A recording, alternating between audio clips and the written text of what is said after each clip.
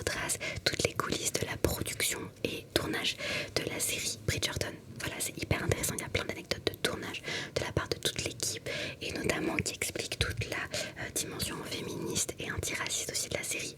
Bref, c'était la petite parenthèse mais hyper intéressant.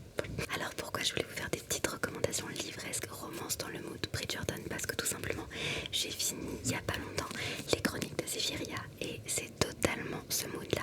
Donc ça c'est vraiment romantésie, donc du coup mêlé à un petit mood steampunk, mais c'est des intrigues de cour entre mages avec des créatures avec des loups-garous, beaucoup d'humour, c'est green flag, c'est inclusif, tout ce qu'on aime et en plus il y a 3 tomes avec 3 couples, donc première reco, les chroniques de Zéphyria.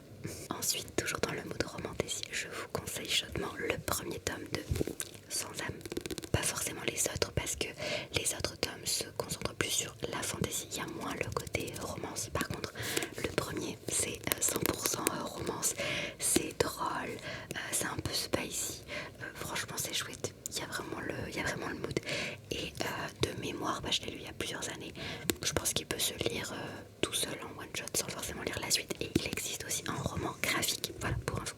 Ensuite j'en avais parlé au tout début de ce conte là, donc en novembre dernier, mais il y a la Cozy Romantésie âme miroir qui est très sympa et qui je trouve donne un petit peu la même énergie.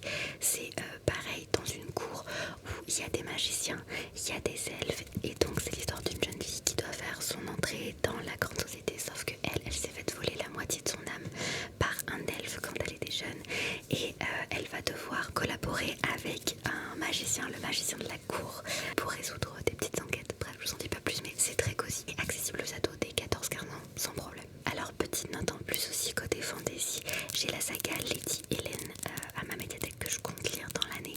J'ai cru